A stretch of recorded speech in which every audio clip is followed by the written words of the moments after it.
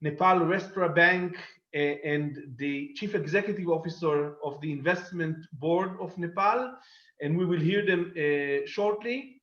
We are also grateful to both ambassadors, to Dr. Anjan Shakya, the ambassador of Nepal to Israel, that will start soon in a minute this event. And I should tell you that on a personal base, I must say that we are lucky to have Dr. Shakya as the ambassador to Israel. Not only that she was a professor in the university and TV commentator, and with years of business experience, and even recently was awarded as the Diplomat of the Year, I'm sure that with her presence in Israel and with her know-how and experience in the past, we will see a meaningful development in the relations of both of our countries. And will be great to start this webinar with Dr. Shakya, and immediately after we will go to hear from our ambassador, the Israeli ambassador in Kathmandu, Hanan Goder. So please, Dr. Shakya. Thank you so much. Thank you so much, all of you. Mr. Alon Beer, Director of the Society for International Development and SID team also. Mr. Maha Prashad Adhikari, Governor of Nepal Rashtra Bank. Ambassador of Israel, His Excellency Hanan Goder, he is here with us. CEO of Investment Board Nepal, Mr. Sushil Bhatta. Ms. Anat Carmel, Senior Coordinator of Prime Minister's Office. Ms. Anat Bernstein, Chairperson of Israel-Nepal Chamber of Commerce. Distinguished personalities, friends from media, ladies and gentlemen, Namaste, Shalom. It is my great pleasure to speak few words in this event. First of all, I would like to thank SID team, Israel, for organizing Directions and Opportunities Nepal webinar.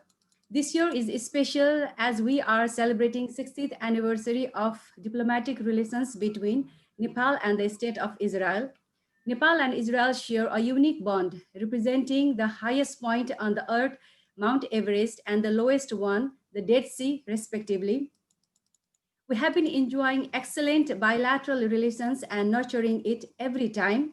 Undoubtedly, we have been collaborating in diverse fields, such as agriculture, labor, education, culture, science and technology, health, tourism, trade, investment, technology transfer, and energy, among others. However, a number of potential areas are still to be explored.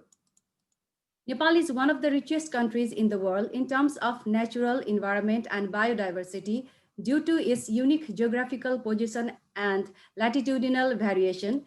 The elevation of the country ranges from 59 meters to 8,848.86 meters above sea level. Nepal is a holy land where we have 10 World Heritage Sites, sacred birthplace of the Sakyamuni Buddha, the living goddess Kumari, marvelous landscape, archaeological wonders, 12 national parks, 3 wildlife reserves, conservation areas, hunting reserve, beautiful natural lakes, jungle safari, rafting, paragliding, canoeing, bungee jumping, etc. Furthermore, there are cable car connection up to hills for those who can't go for trekking, but still want to enjoy the view from hilltops. Out of 10 highest peaks of the world, 8 are in Nepal, recognizing this country as the mountaineering hub. However, Nepal is more than mountains, Nepali food, and its ever-welcoming people with their smiling faces will make tourists keep coming back to Nepal. Realizing our country's slogan, Nepal once is not enough. In the recent days, Nepal's economic development is traveling a long path of prosperity. We are in a direction to achieve a speedy economic development. Nepal is progressing satisfactorily and is graduating soon from LDC status. Nepal government has formulated a number of financial laws such as Foreign Investment and Technology Transfer Act for the creation of investment-friendly environment in the country. Besides, legislative arrangements, other structures and mechanisms are also established. For an instance, there is one-stop service center to minimize red tapes and simplify procedures so as to ensure effective coordination and one-door service. there are a number of policy reforms. I don't want to speak more here because in today's sessions, we have respected Mr. Maha Prashad Adhikari, Governor of Nepal Rashtra Bank, and respected Mr. Sushil Bhatta, CEO of Investment Board Nepal, to elaborate on these matters. Fortunately and coincidentally, respected Maha Prashad Adhikari was the former CEO of Investment Board Nepal. Nepal Rashtra Bank is the central bank of Nepal that formulates necessary monetary and fiscal policies, foreign exchange policies, regulates all the banks and financial institutions, and maintains healthy and efficient systems of payments. Investment Board Nepal is a central body chaired by the Prime Minister. It functions as the main government authority to mobilize and manage domestic resources and attract foreign investments. Since Israel is famous for its high-tech industries, today's discussion can be very fruitful for us. It gets focused more on investment and technology transfer in Nepal. Once again, I would like to express my gratitude to SID Israel and our dear friend Nadav Ben Yehuda for bringing such events. These are really important for us. We had Honorable Foreign Minister of Nepal few days back on the occasion of annual conference of SID Israel. I believe we will be together time and again in this way. I wish the success of the webinar and get benefit the both sides. Thank you. Toda raba. Dhanyabad. Thank you, Mrs. Ambassador. Always pleasure cooperating with you. And as you mentioned, it was great to have your foreign minister with us less than 2 weeks ago. And I think it was the great opportunity for Israelis to hear from your foreign minister. And now it will be great to hear from the Israeli ambassador to Kathmandu. And I must say that, Hanan, you know that I met once someone who was a Director General of the Ministry of Foreign Affairs, and before he was also the ambassador in Kathmandu. And he said that it was the best ever mission that he had, because this is the most beautiful place in the world. And even if it's up to him, this is the place to go back again and again. So I assume you are lucky. I am very lucky. Thank you very much. I'm even privileged, and I agree with the beauty of the country. But the beauty of the country is not the beauty of the nature, but also the beauty of the people. And this is a lovely combination. Thank you, Ambassador, for your kind words. Let me take only one sentence from what you said. And you know, the slogan of tourism nowadays in Nepal is once is not enough. I think I took it into practice, and this is actually my second term here in Nepal. And as people say, once is not enough, this is why I'm here again. For those of us that are more interested in economy, in investments, and in other aspects of what is happening now in Nepal, let me emphasize the changes that Nepal is going through the last years. And this is really a country in transformation, a society in transformation, and even an economy in transformation. Now, Nepali people look at themselves as a small country. It is not such a small country from an Israeli point of view. Nepal is a country of 30 million people with a growth which is dramatic in the last decade. Again, if we do not consider the last events of the corona, of the COVID, that will probably be over in a month or 2 or 3. So let's look about all the changes, dramatic changes that happened in the last decade in Nepal, the general atmosphere that is very much welcoming investments.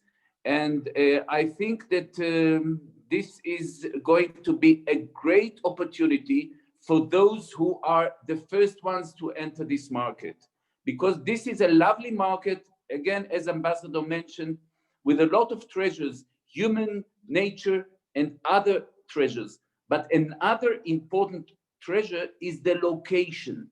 Nepal is located in the middle between one of the fastest and biggest emerging economies, between India and China. And the location here in the middle has a great advantage for any company that is operating from here. Let me wish everybody all the success, of course, to all my good Nepali friends. And I'm sure that the change is going to happen soon and fast. Thank you very much. Mr. Ambassador, thank you very much. And can you hear me? Yeah. So thank you, Mr. Ambassador. And you know, this is before we'll go to our panel. I want to thank the Israeli Asia Chamber of Commerce who joined forces with us for this event, and of course to our friends from the Ministry of the Prime Minister Office and from the Ministry of Trade and Economy, Noah and Anat. And I think that this is the time to go directly into business, when I can say that from our point of view, our test will be when we will take those webinars and the fact that we are hearing about opportunities into a practical base, and at the end of the day we'll see actual cooperation on the ground between Israelis and Nepalian that will promote both economies and the challenges of both countries. So Noah, now it's your turn. Thank you very much. Thank you very much, Alon. Great day, everybody. Thank you for joining us. Thank you, Ambassador to Nepal and Israel. It's an honor to be here with your presence, and thank you to the Israeli ambassador for joining us today.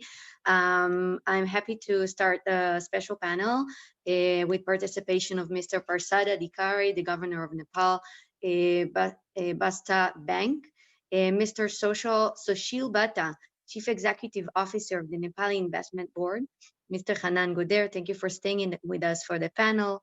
Ms. Anat Carmel, the Prime Minister's office. Our unique partnership with you is always great to have you here with us. Ms. Anat Bernstein, Chairperson of the Nepal-Israeli Chamber of Commerce. I would like to please open with a few remarks by the governor. So please, Governor Adhikari, we're happy to hear you. Thank you, Noah. Excellency Dr. Anjan Shakya, Ambassador of Nepal to Israel. Namaskar. Excellency Mr. Hanan, Ambassador of Israel to Nepal. Dr. Sushil Bhatta, Chief Executive Officer of the Investment Board of Nepal. Ms. Anat Carmel, Senior Coordinator, Economy and Infrastructure, Prime Minister Office, Israel. Anat Bernstein, Chairperson of the Israel, India and Nepal Chamber of Commerce. Distinguished speaker and the panel, participant, guest, organizer of the webinar, ladies and gentlemen, good afternoon and good morning from Israel. It gives me an immense pleasure to participate in this webinar on the subject, direction and opportunity in Nepal. I'd like to thank the SID for organizing this event, and my special thanks goes to both the embassy, especially Excellency Dr. Anjan Shakya, extraordinary, who has been organizing such events and building cooperation between two countries. I feel it a proud moment to share that the Nepal and Israel have passed 6 decades of diplomatic relationship since 1960. The mutual cooperation and friendship between us have expanded in various areas of development. We have been benefited from the Israeli support in the areas of economic cooperation, foreign employment, direct investment, trade and tourism. Notably, the Israeli cooperation in the field of agriculture, artificial insemination, irrigation, cooperative biotechnology, and farm machinery has been beneficial to farmers of Nepal. Nepal exports jute, carpet, woolen products, tobacco items, vegetable products to Israel, and imports non-alcoholic drinks, electronic machinery and equipment, and animal vaccines. Israel is also a popular destination among migrant workers in Nepal. Each year, Nepal also welcomes thousands of Israeli tourists. Nepal has a pride of being the part of the UN peacekeeping force in Israel in around 1970s and 80s. The close ties between us is a matter of celebration. Nepal and Israel have much to gain from mutual cooperation. The current cooperation and collaboration in the fields of agriculture, trade and tourism should be enhanced further while exploring other areas of common interest. Sectors like infrastructure, hydropower, tourism in Nepal have much to offer. Investment in this sector will prove win-win for both the countries. Emerging fields like information technology and artificial intelligence could be the further areas of future cooperation. Nepal has been able to achieve concurrent growth of more than 7% during 2017, 2018, and 2019.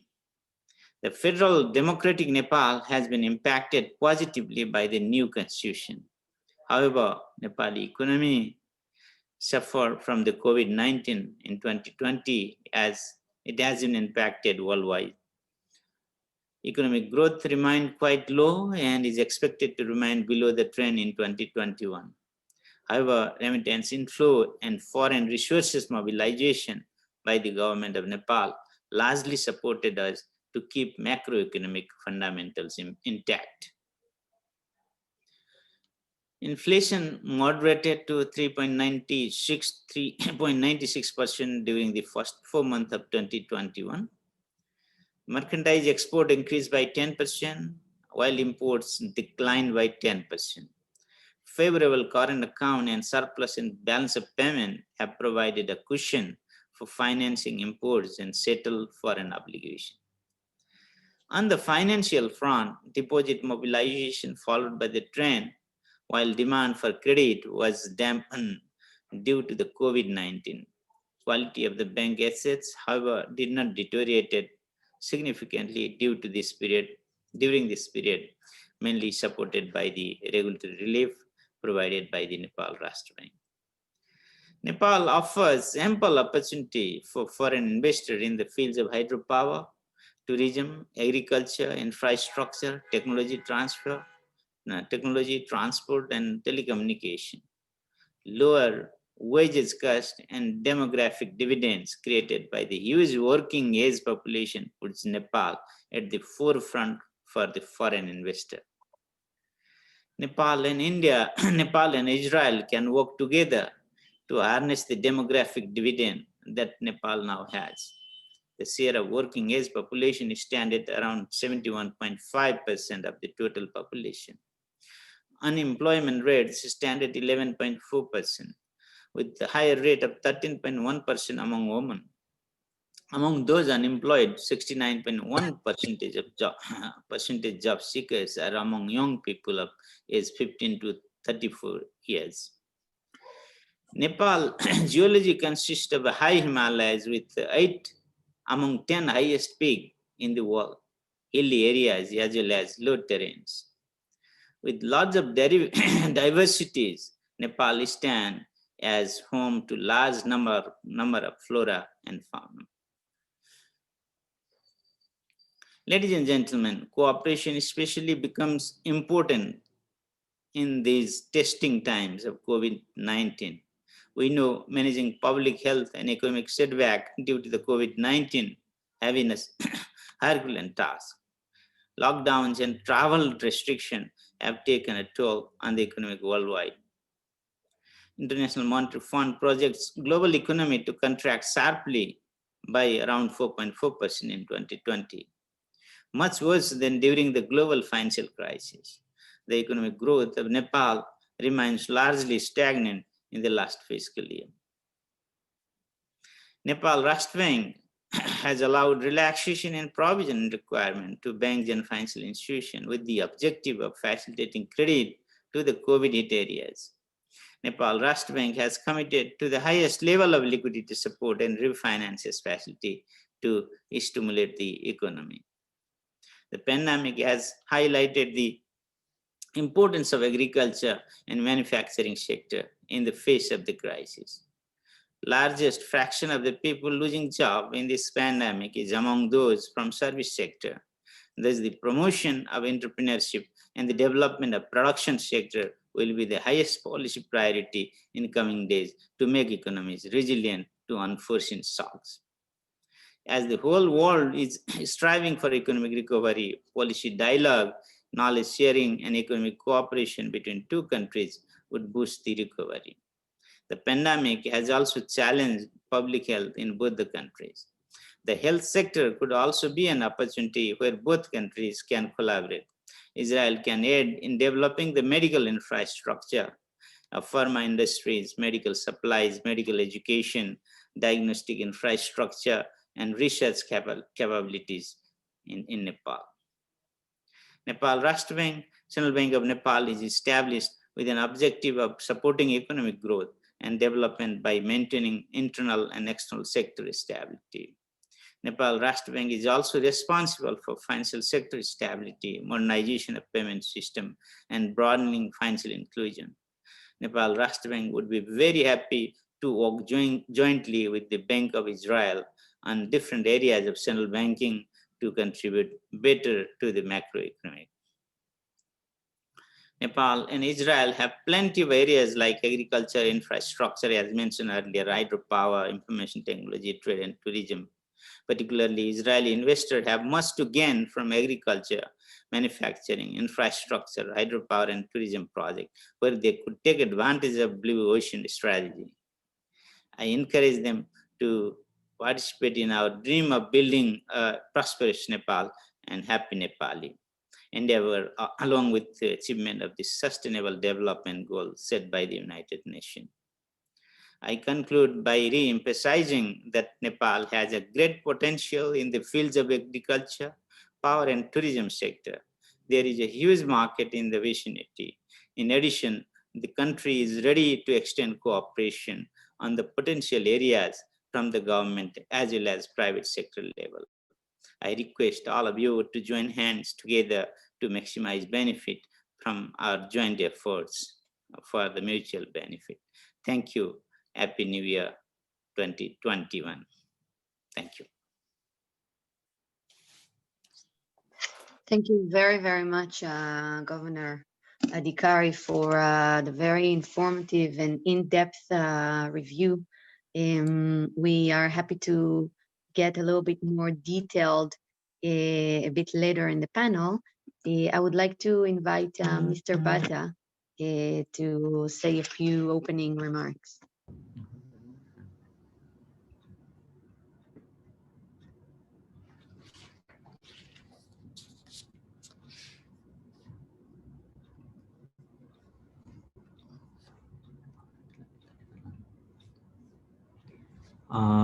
Thank you, Mr. Maha Prashad Adhikari, Governor, Nepal Rashtra Bank, Her Excellency, Dr. Anjan Shakya, Ambassador of Nepal to Israel, and His Excellency, Mr. Hanan Goder, Ambassador of Israel to Nepal, Ms.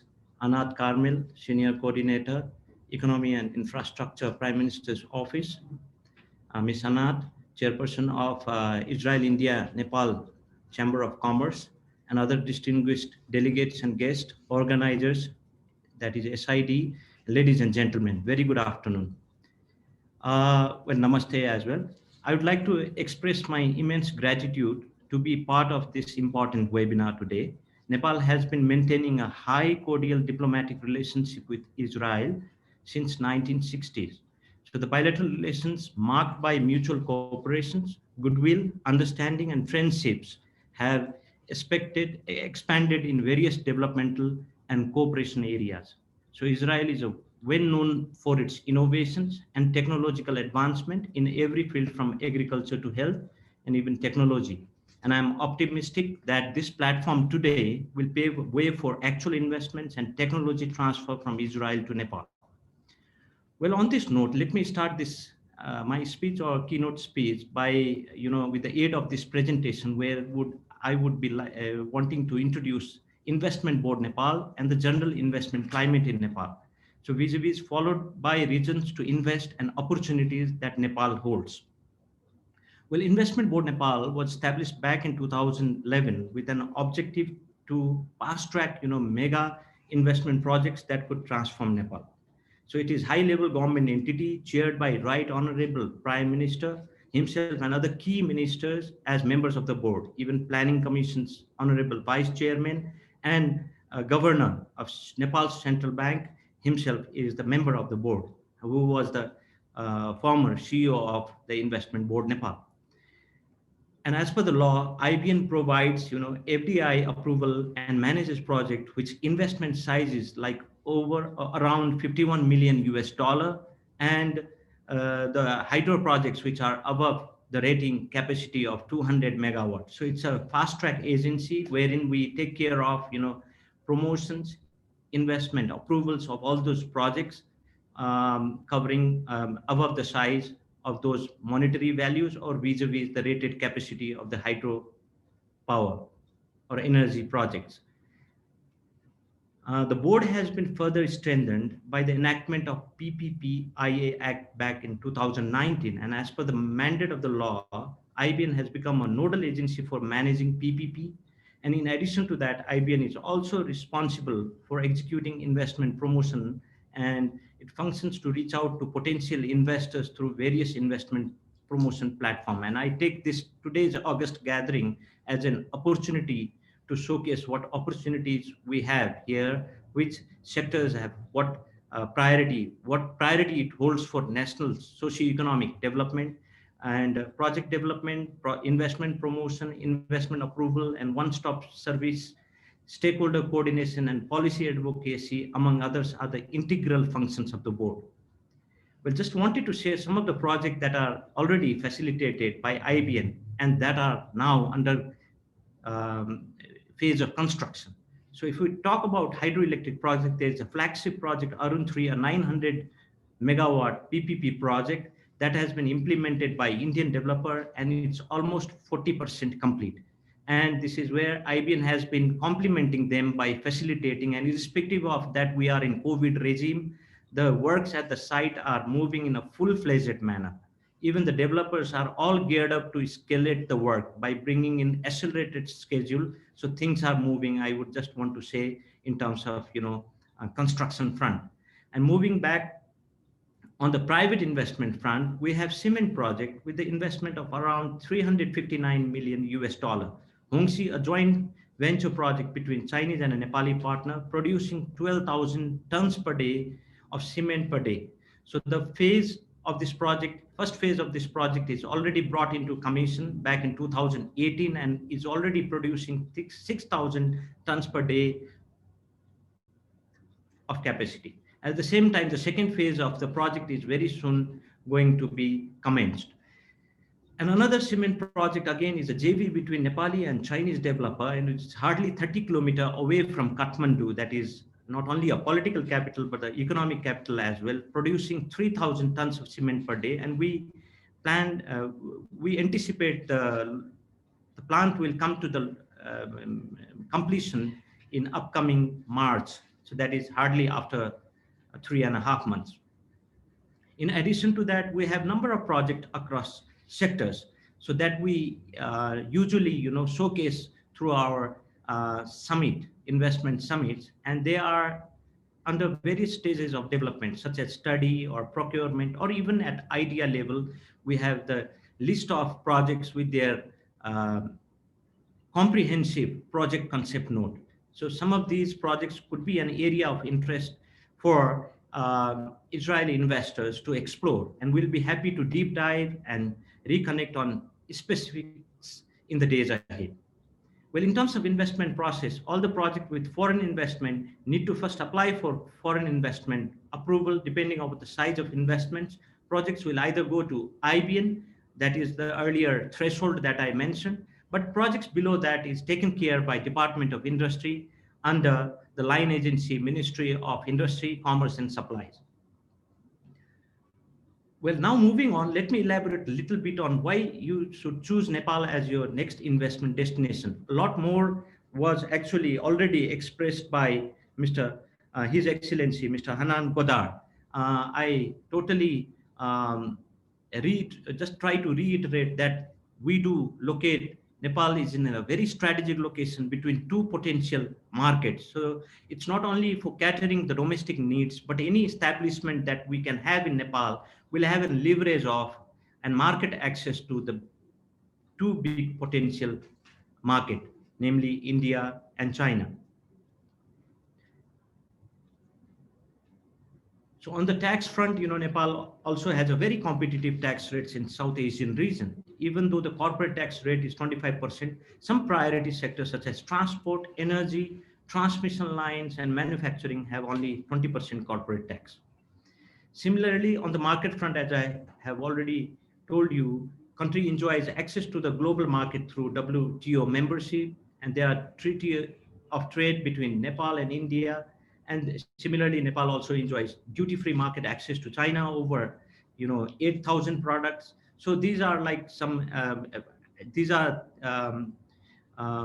could be, these are all highlighted in the latest, revisions of investment guide. I would rather try to move into policy and legal reforms, as very rightly said by Her Excellency Dr. Anjan Shakya. There are a lot of reforms taking place, be it on policy front or on legal arrangements, or even for formulations of different, procedures, directives. There are a lot of work going on, and we are totally in pursuit of continuously improving the doing business index, and vis-a-vis cost of doing business.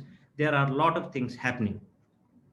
Well, on overall, investment requirement, as per the study done by National Planning Commissions, it is very clearly outlined the role private sector, including foreign private, has to play in achieving socio-economic development in Nepal. The targets, be it plan target for next 5 years, or be it, achieving our vision of happy Nepali and prosperous Nepal, or prosperous Nepal and happy Nepali, and also vis-a-vis achievement of Sustainable Development Goal 2030.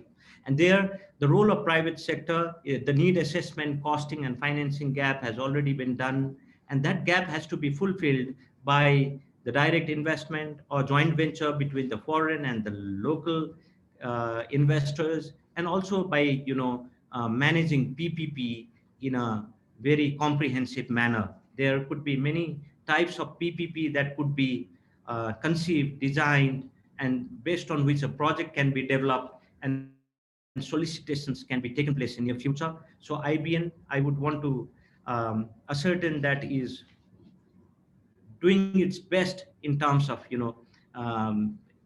ideating the projects for investors, so as we give a very clear picture of the opportunities which lies under each respective potential sectors. Well, accordingly, the 15th periodic plan, as I said, the costing is already mentioned, and government has that target. So I would not want to go much detail into it right now, but we have to, graduate to middle income country status by 2030. So government of Nepal is doing best to, create those associated infrastructure, be it broader border management or trade infrastructures, or even industrial infrastructures, be it development of industrial zones or states or districts or special economic zones. There are a lot of things happening, and it is in pipeline, and few are already in the phase of construction.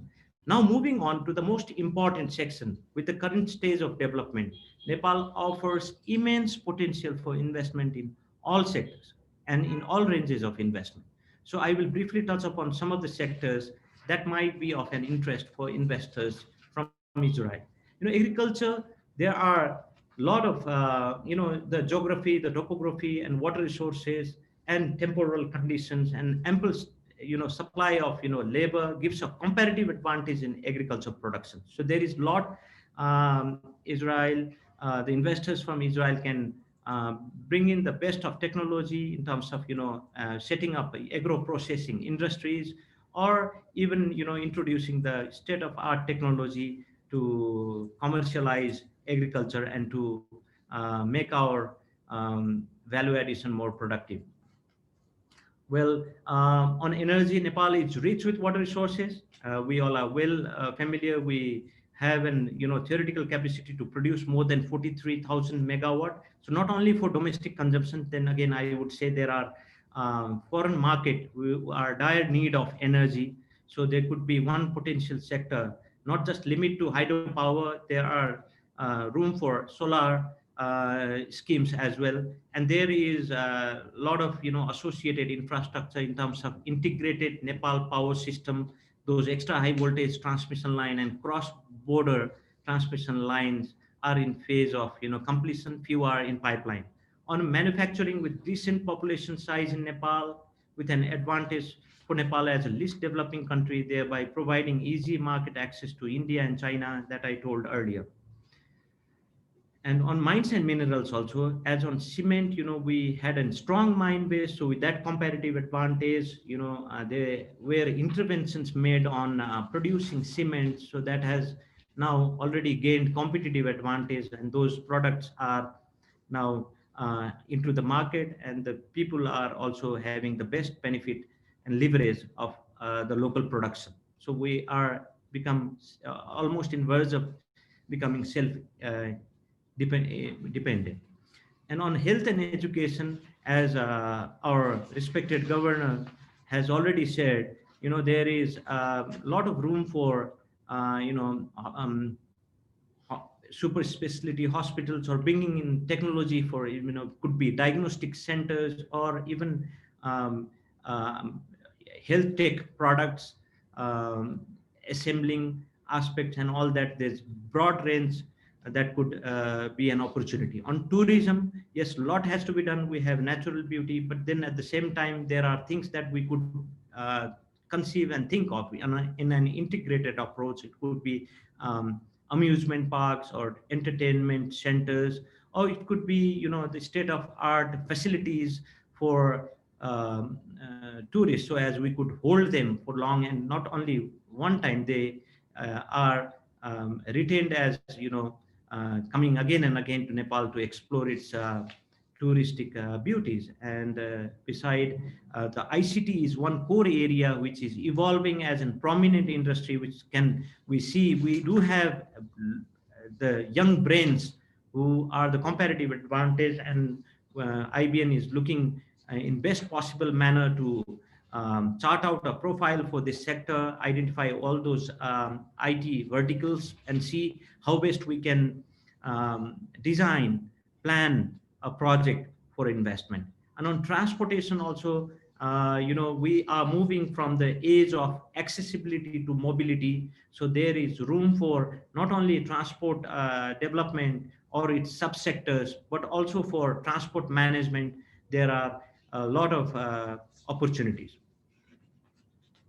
So I can go on and talk about potentials we have, but however, I'll have to stop here for now. But if you are interested, you can connect with us.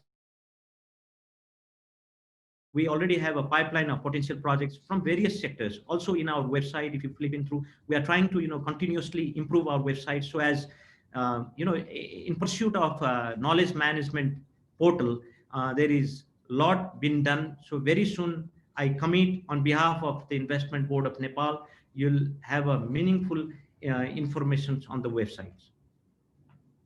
So, project open for investments, as I have already covered. I would like to thank the organizer of the program, SID, for this great management, and vis-a-vis for letting me put my remarks with the aid of presentation to showcase the opportunities that Nepal holds.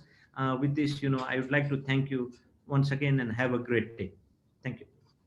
Thank you very much, Mr. Bhatta. This was very, very interesting, and gives a lot of information and room for thoughts and strategic planning in the future.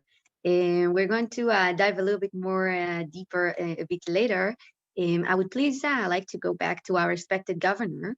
In your opening remarks, you've mentioned some of the opportunities and growing fields in Nepal. Could you please shortly mention what are the opportunities for investment and which sectors would be in focus of the government in light of the COVID?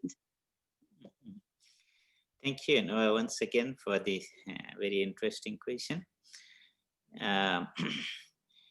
If we see the government's policy and commitment, we have that FDI policy 2015, and we have several legal and policy reform related to investment. And if we see the recent data, 2016, 17, 18, 19, the investment, particularly the foreign direct investment, and the investor confidence is growing. It is improving. It is basically because of the new constitution we received, enacted. At the same time, the commitment government has made towards the private investment and also the foreign direct investment. If you see the trend of foreign investment, which is basically centered around hydropower, where our potential is very huge. Around 43,000 megawatt of economically viable hydropower energy can be generated within Nepal from the running river. At the same time, the manufacturing sector, where we are getting investment, basically for some of the interest we are receiving is for the assembly type of industry, and also the investment we are getting for the financial intermediation services, financial sector, communication, huge investment we are receiving. So these are some of the sector where the trend is there. And the country, those who are investing are normally the neighboring country, China, India, and also we are receiving from Europe, US as well. So this pandemic has brought to the fore of the importance of the agriculture further and easy access to health services. And the existence of a significant gap in our healthcare infrastructure shows that there is huge avenues and potential for the investment. At the same time, the cross-border investment in agriculture, tourism, education, and health sector of Nepal is one of the are some of the key areas for the investment. Thank you for the very interesting question. Thank you very much, Governor. This is indeed a very interesting brief. I would like to take the question a bit further and address Mr. Bhatta. The governor have mentioned several sectors that has the potential to grow in the next few years. Among them, agriculture, health, information, technology, and many more. From your point of view, what would you say are the financial tools available for project financing? Well, getting back to the sectors, as very outrightly said by respected governor, there are a lot of sectors, be it energy or agriculture or health. So we demarcate them to energy and non-energy sectors. But coming back to the financial tools, there could be for green energy, there could be a lot of instruments. As of now, for private sector, financing window, we see those respective investors, they bring in their financiers. But in order to make a project viable, not all projects may be very lucrative or have high returns. So in that very case, that is where the financial instruments do play a very important role. So on that front, the hedging guideline is already been formulated, and vis-a-vis there are other instruments which are in pipeline of preparations. So so on a blended finance also, some project could have philanthropic support, and and there could be a concessional financing window also that could come up. So this is area where we are also exploring and trying best to see how best we can facilitate our investors and to see that the cost of financing is less and the risk sharing mechanism is also properly worked out. So this is where we are really working more. But on some sectors like energy, as I said, on cement and other non-energy, be it logistic parks or industrial districts, a lot of things are happening and things are moving in good directions. On areas where we want to really explore, there some homeworks are going on. Thank you very, very much. I would like to please invite Mr. Goder. Goder, you've said very interesting opening words, and I would like to ask you from your perspective to briefly share what are the main challenges Israeli companies and organizations aiming to create business and collaborations with Nepal. As we've heard, there are many opportunities, and it's a very, very interesting market. But what were the challenges that you encountered? Well, the challenges in Nepal, I think, are very similar to challenges for a foreigner that is encountering or trying to approach a new economy or a new system for his company. It takes time to adjust to the current situation in Nepal. But as I said earlier, the dramatic changes that I have seen, and I arrived in Nepal first time in 2011, to what I see nowadays is amazing, and I will explain what is the potential. The biggest change, actually I've seen a few changes, is the fact that Nepal has become, I should say, self-sufficient in terms of energy. And when I say energy, I mean electricity. Nepal was a country that had shortages, chronic shortages in supply of energy, of electricity, which meant that approximately 10 hours, 12 hours, 15 hours during the day, there was no electricity. A country without a regular supply every day, a country that cannot supply electricity, cannot develop industry, cannot develop banking system, cannot develop infrastructure. And in the last 3 or 4 or 5 years, there was a dramatic change. Nepal is self-sufficient, and let me, I'm known for my optimistic predictions. In a year or two, Nepal is going to become a net exporter of electricity. And it is going to be, and I know that it is going to be. Now, what does this mean? That several sectors are now beginning to emerge. And the challenges of an Israeli company and other companies, it doesn't matter where you come from, is to understand the situation here and to be the first one that is entering into solar energy, into agriculture, modern agriculture systems, into old age homes, into industry, where whatever field you will find out, you will be the first one that is coming inside. And this is the change that we see here, and these are the challenges and the opportunities for the Israeli companies that will find the way to enter to Nepal.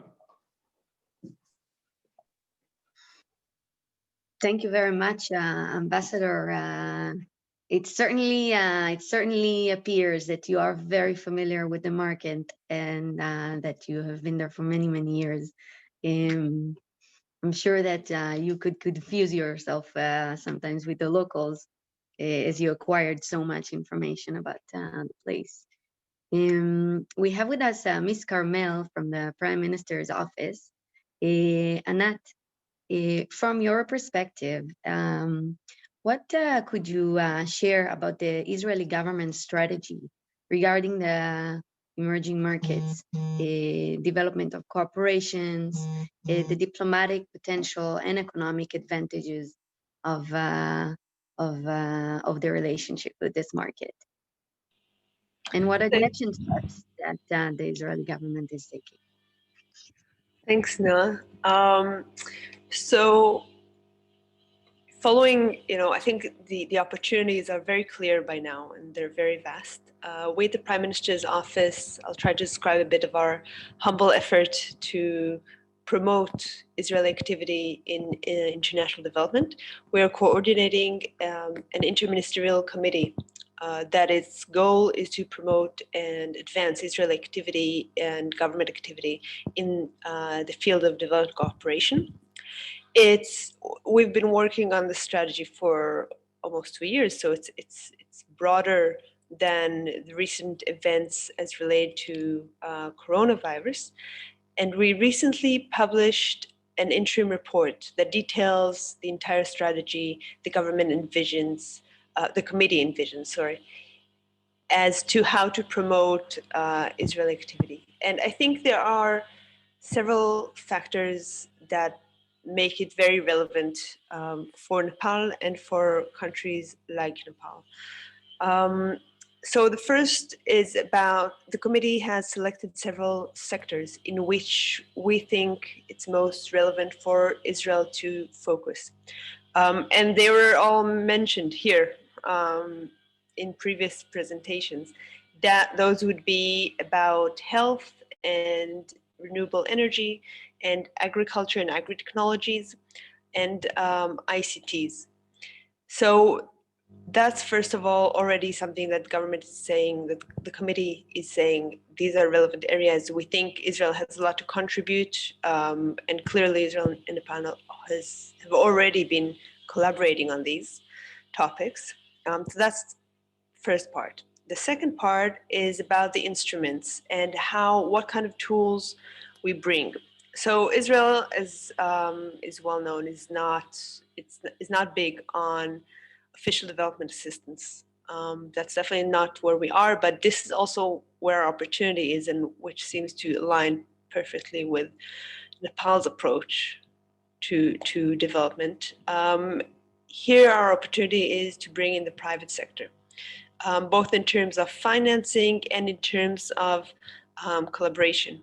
And so we have detailed in the report several tools that we are considering to increase financing for private firms to work in development cooperation. And at this point, I would like to urge everyone who's here on this call to take a look at the report, or at least at the executive summary, and give us comments about it, because we're very eager to receive comments for this interim report. I think there are challenges. We have identified multiple challenges in getting financing for development projects, and we would love to make sure that we offer the right solutions for them. Thank you. Thank you very, very much, Anat. I would like to please address our next speaker, Ms. Bernstein. Anat, you represent the private sector, working at the Chamber of Commerce for many, many years, and your familiarity with Nepal and countries in Asia. What's your point of view on the economic potential between Israel and Nepal with regards to the sectors that were mentioned earlier? And maybe you could also address the issue of the COVID and the opportunities for collaborations that are available in light of these challenging times. Thank you, Noah. And shalom, everyone. I'm pleased to be here today, and I'm very thrilled to see friends like Mr. Goder and Dr. Anjan. Hello, Mr. Sushil, and hello, Maha Prashad, and to you, Anat, as well. In my private eyes, or private sector eyes, from what I hear, we are far from achieving the potential. And as preparation for today's session, I looked at the statistics of Israel. And the Statistics Bureau lists all the bilateral trade between Israel and countries. And I looked at Asia.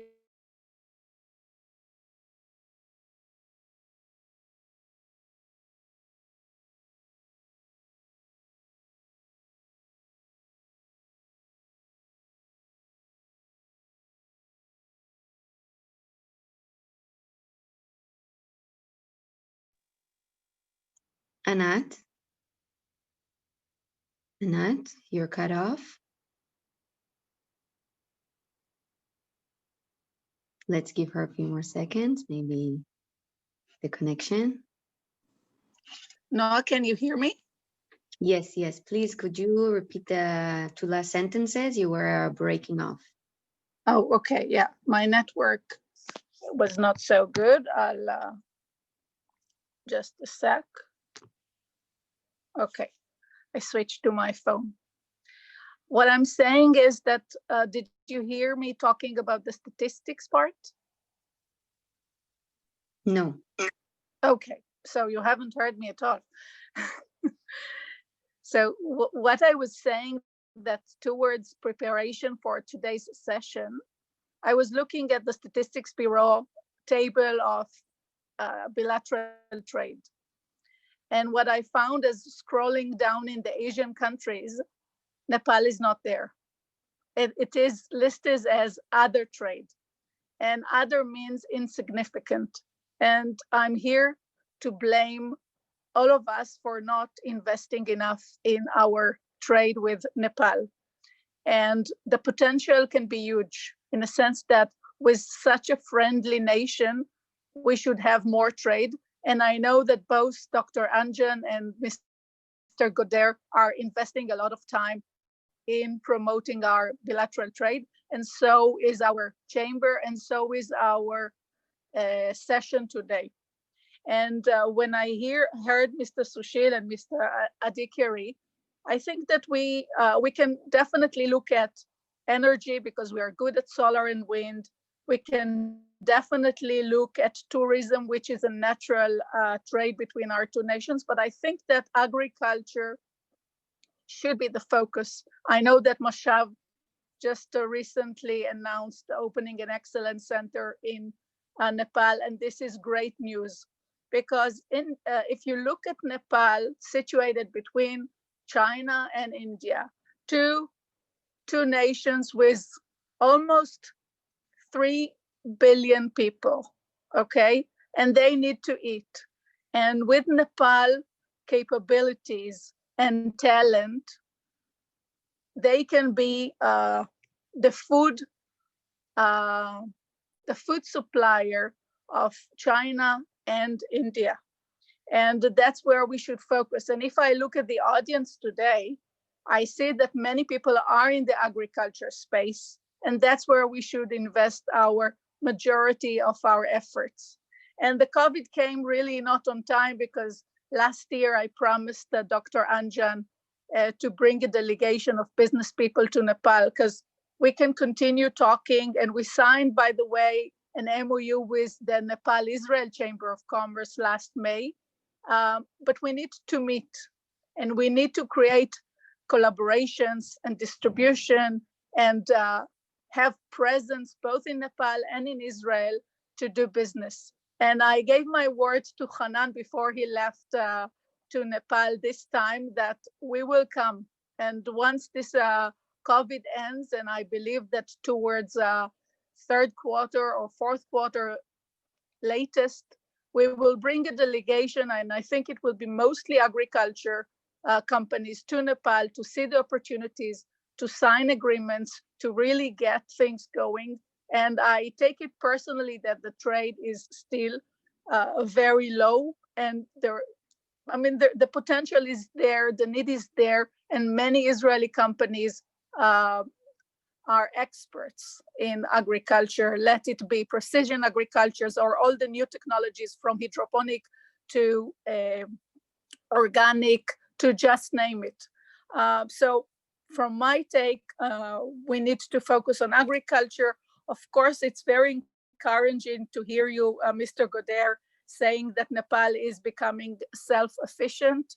And as you rightly said, soon they'll export electricity, and here we can come with our solar energy. Another thing that I wanted to mention is the new relations with the UAE and Gulf countries gives us another opportunity to reach Nepal, because now we can fly to Nepal, and that was a challenge till recently. Now we can fly to Nepal via Istanbul, via India with Air India, and it takes only an hour and a half from Delhi to Kathmandu, and the flight to Delhi is now only 6 hours. So the accessibility is better, and even via Istanbul, from Istanbul to Nepal, it's only 7.5 hours. So also to reach Nepal was a challenge until a few years back. So there is no excuse that we're not getting there, and it's only backpackers and Nadav Ben Yehuda that climbs those mountains. So thanks for having me here. It's very encouraging, and I salute you, SID, for initiating this session. And I hope that soon we will have another session of introduction to the Nepal-Israel Chamber of Commerce with concrete business opportunities between Israeli companies and Nepalese companies. In the chats, I gave the email of our chamber general manager, and I urge you to join our Israel-Nepal Chamber of Commerce, because together we can do more, and we can create a community, a bigger community, I mean, of Nepal interested business.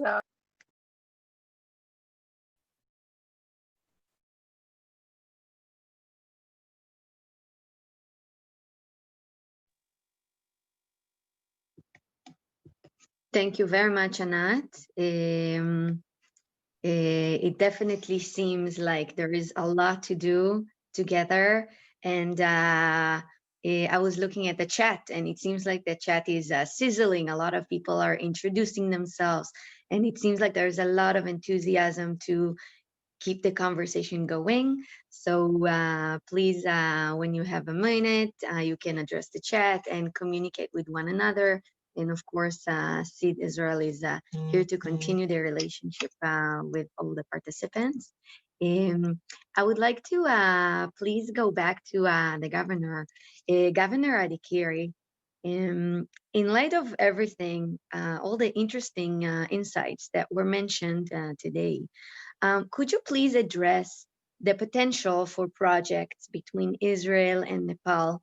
And what are the first steps that you recommend for Israeli companies and investors when looking into working with Nepal?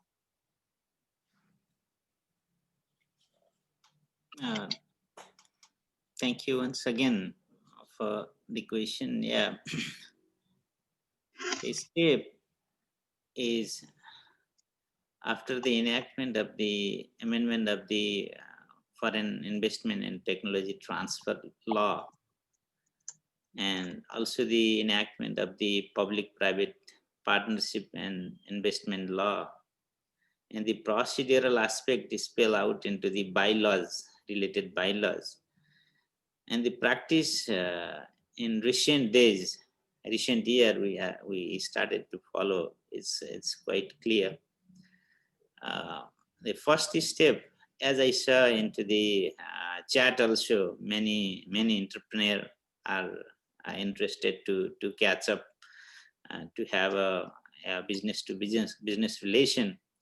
First step would be the to have a B2B relationship into Nepal, so that would help them to familiarize further and to invest in a big project as presented by the Mr. Bhatta earlier. there is due process which we need to follow. We can show our letter of intent if the investment and if the business is related to the private investment, then the process is a little bit simpler. If the business is related to invest into a public-private related partnership or a boot related project where the some of the natural resources of the government has to be utilized, then the process would be either to offer by the government. During that time you have to be bid it, or sometime even you can apply on an unsolicited manner as well. So you can establish your relationship with the government office and also with the related business partner here in Nepal for the investment.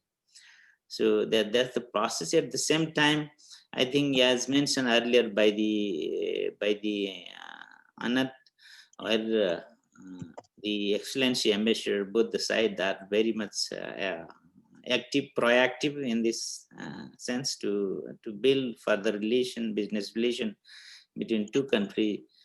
So you can catch up respective embassy and get further information, data, etc., and start contacting the people. So that could be the first step. Within Nepal, we are here to support any foreign investor, foreign business people as a guest and as in a commercial basis as well. We have very clear institutional arrangement for the support to the facilitation to the investor. We have the investment board, high-powered board chaired by the Right Honorable Prime Minister himself. And also we have a dedicated one-stop service center at the Department of Industry that provides facilitation to the investor. From the financial sector side, we are here as a central banker, and we are very much accommodative to facilitate in terms of financing, in terms of even bringing finance from abroad. We allowed banks to borrow from abroad also. And we are here to have a very stable financial system which is intact, so that they can serve to the entrepreneur in a safe and sound manner for the economy. Thank you.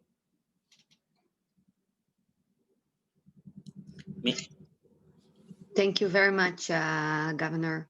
This is indeed a very, very interesting and informative summary. And I'm sure there's a lot more to learn about Nepal, and the conversation will not end today. I would like to go back to Mr. Bhatta for a few closing remarks and tips. If you could please specify about the practical steps for Israeli firms and investors who want to engage with Nepal. Thank you. Well, it was insightful session for the Office of Investment Board Nepal, and there are my colleagues also who are taking record of the best suggestions or way forward.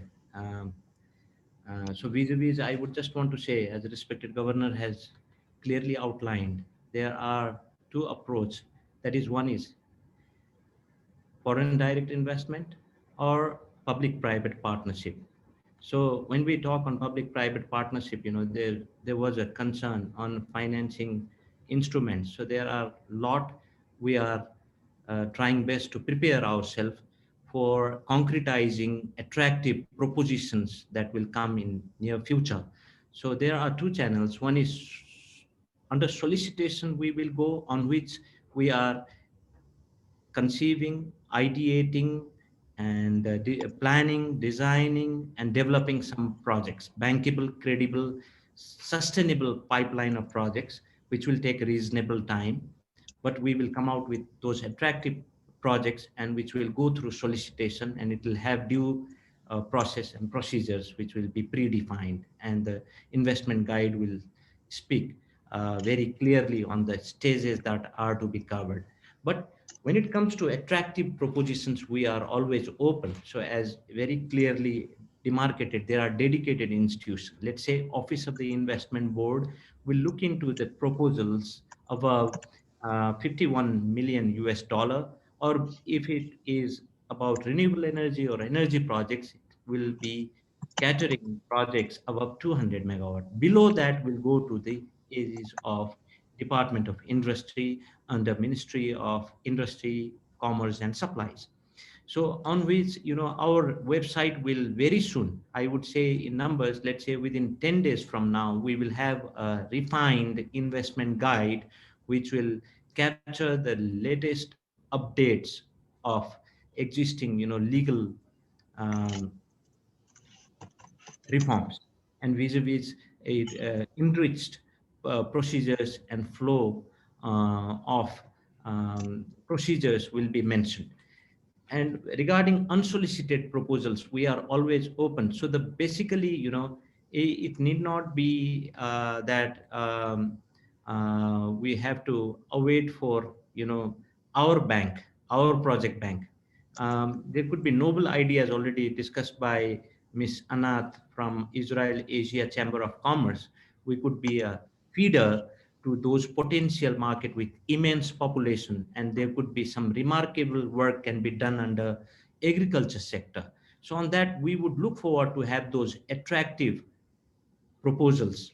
And back end on our side, we would have to concretize the idea and do the value chain analysis and what, multiplier effect that investment through approval of such proposals can bring in to our socio-economic development can be done, and a business case can be developed, and based on which, for unsolicited proposals, such attractive proposals coming, we do have a predefined procedures, and we would adhere to those procedures, and in a very fast track mode try to give those required approvals or statutory clearances, for which, as central bank is also there, and other line agencies with whom we have already predefined coordination framework, and based on which we would operate. So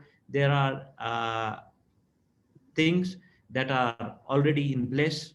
I would suggest all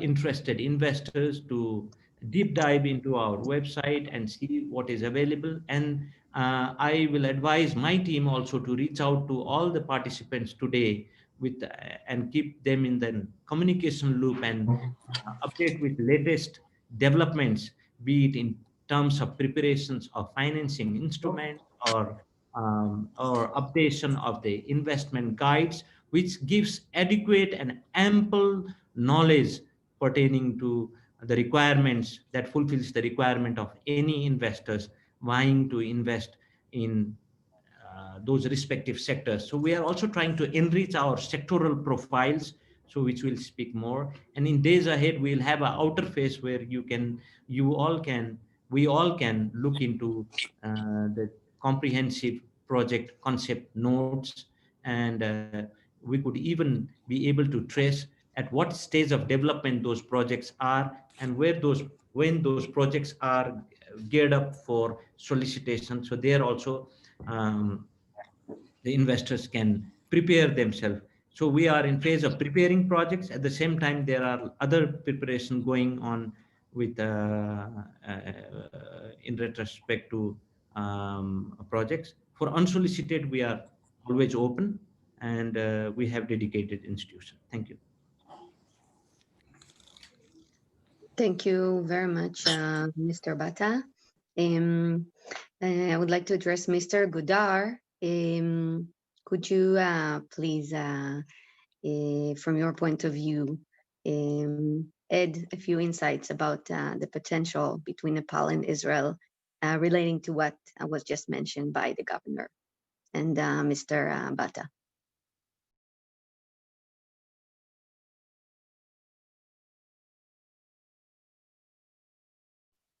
You're on mute. Yeah, Excellency, you are mute. Unmute. Okay. Okay, sorry. I want to give an emphasis or to point on a certain aspect of cooperation, of development and investment. For those Israel who are less aware, during the last years, we had thousands of Nepalis that participate in a project called Learn and Earn. These are young Nepalis that went to Israel. More than 3,000 of them have spent a year in Israel in a college and also experience in agricultural farms. These 3,000 youths at the age of 25 or 30 are familiar with the Israeli reality. When an Israeli investor or when an Israeli company would like to make a startup in agriculture in Nepal, they have a lovely audience of very capable people, young students or graduates that have experienced, that had the Israeli experience and can be partners for these investments. And again, they are all over the country, and this is amazing what we see nowadays already, the change that these young people are doing in the rural society, in the agricultural society, in all fields of investments. Thank you. Thank you very much. Thank you. Before we have our closing remarks by the ambassador, I would like to thank all the participants of the panels and Her Excellency Ambassador Shakya for taking the time to be with us here today. Governor Adhikari from the Rashtra Bank, Mr. Sushil Bhatta of the Nepali Investment Office, His Excellency Mr. Hanan Goder, Ms. Anat Carmel, respected representative of the Prime Minister's Office, Ms. Anat Bernstein, the Chairperson of the Nepal-Israel Chamber of Commerce. Thank you very much for being with us today. Thank you to SID for organizing this unique opportunity. Sure, I'm going to give you the mic in a second. Just thanking all the people, and I would like to, of course, give you the honor of giving a few closing remarks. So please, Her Excellency, Ambassador Shakya. Thank you, Noah. You presented, you moderate the program in an impressive way. Thank you so much. And the SID, the director of SID. And we are, Nepal Embassy, we are very much thankful to respected governor and CEO from Nepal. They expressed their presentation in an impressive way and very informative and very comprehensive. And thank you for their welcoming remarks. I hope that many Israelis who are very enthusiastic to listen from them, they are very much satisfied with their views, with their words, and they also understand from the words, from beautiful words from Anat, from Israel-Nepal Chamber of Commerce. He is a very good friend of our, friend of mine and Nepal Embassy.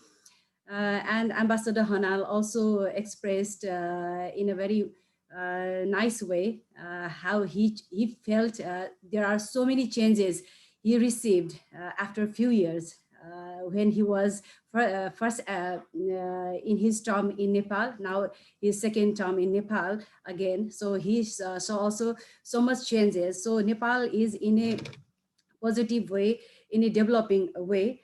As Anat also mentions that we are not in the list, so we are very much interested to request you to put Nepal in the list of that list what Anat just mentioned before.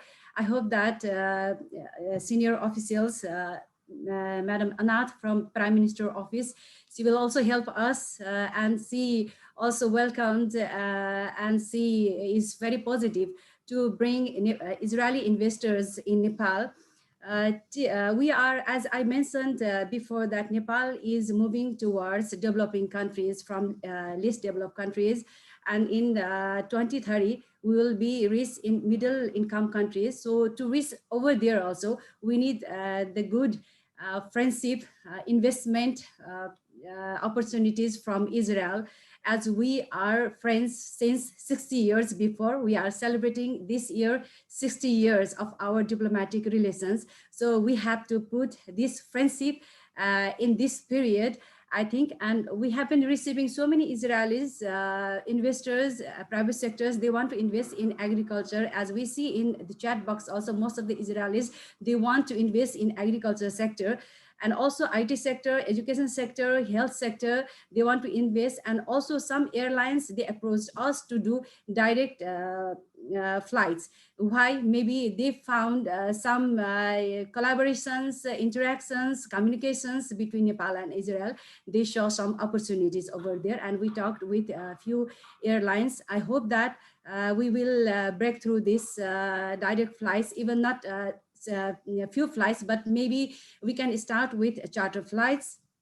And in Nepal, we would like to mention here that we are in 30 million population. So we have semi-skilled, skilled and high skilled human resources. They are very much satisfied to work in not much high salary. You can get even in high skilled human resources in not so much high salary. So some investors from Israel, they already invested in IT sector, education sector in Nepal, and they hired some high skilled human resources in Nepal who work for Israel and US. So I also want to explore these ideas for other Israeli investors who can go to Nepal and work there. And there are so many multinational companies who are working in Nepal who benefited 200% per year. So if they can benefit there in Nepal, why can't Israeli investors can't benefit? So we would like to welcome you to Nepal to invest there and get benefit from those potential areas. I can also mention here, I would like to give some opportunities to importers of Israel to import Nepali goods from Nepal, because I heard that Israel imports from India and China. Why not from Nepal? If Nepal's import is quality based and less expensive, not expensive, then you can import from Nepal also. Nepal, we have organic tea, coffee, herbals, spices, carpet, even you can import niche food, vegetables, and we do have textiles, honey, very good tasty honey. We do have silver jewelries who Israeli women love a lot to wear, to put on in silver jewelries, and bamboo products we do have, and many others.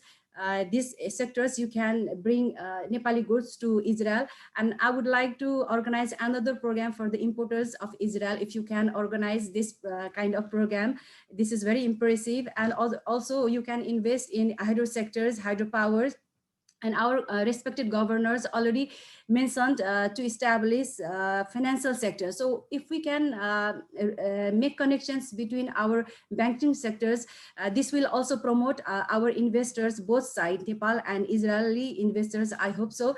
So in IT sectors, communication sectors, energy sectors, and training-based areas, what Ambassador Hanan also mentioned, in agriculture sector, you can also utilize our Nepali students who already went back to Nepal, as they are there, who can help Israeli investors in agriculture sector also. So we can do also joint research program here.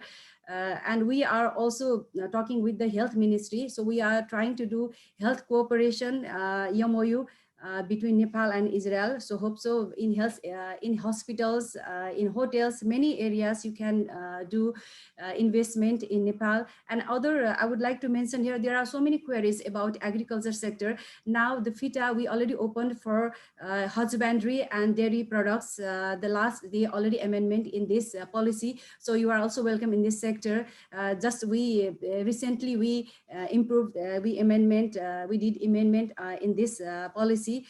And also we do have one-stop service center. I already mentioned it is under industry ministry. So if you have any query, you can come to us. You all are welcome to our Nepal Embassy, and we are here. We would like to cooperate you. We would like to give you the good information how you can go to Nepal to do investment and enjoy there in Nepal as well. Thank you so much for this wonderful webinar, and welcome you once again to Nepal. Thank you so much.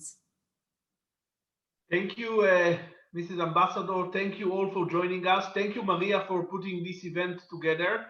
And I'm sure that the ambassador and all the other players here are happy to follow up if you have questions or issues that you want to check. Just let us know and we will make sure that it will reach the right people. And just before finishing, thank you, Nadav Ben Yehuda, for his ongoing efforts to strengthen the relations between the two countries. Thank you all.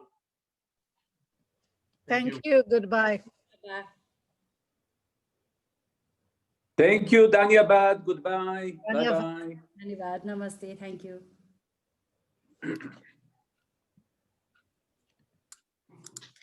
Excellencies, Anjanji, Dhanyavad. Dhanyabad, Hazur. Thank you so much. Have a nice stay. Thank you so much.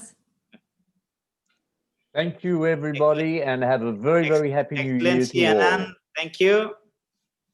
Thank you very much. Thank Dhanyabad. you. Stay safe. Thank Have a nice time, you. all of you. Nepal flag. Thank you so much, Leo. And my office, of course. Thank you. We'll see you all soon. Embassy. Dhanyavad. Just before he visited to Nepal Embassy. I was there 1 hour ago. It was a pleasure. Leo, to you are meet. most welcome. You are most welcome next month. At Muzman, you are most welcome. Thank you. I will come. We'll set up a meeting, of course. I would love to sit down with you as well. Thank you. Toda Hanan. Okay. Thank you, everyone.